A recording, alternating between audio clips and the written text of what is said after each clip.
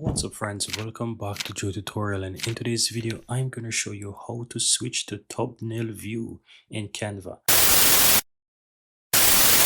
So let's say you want to add a video here on the timeline. So I'm gonna add this video right here, but it still shows like a picture, right?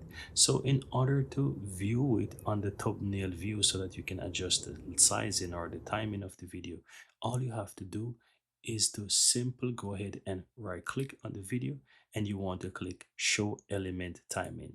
This is gonna switch it here to the thumbnail view immediately so that you can view it. Now you might be wondering, how do I get it back to the normal view so that how do I get it back to the page view so that I can view the pictures by scrolling up? That's also very easy. On the lower right hand side, you want to go ahead and click on the scroll view.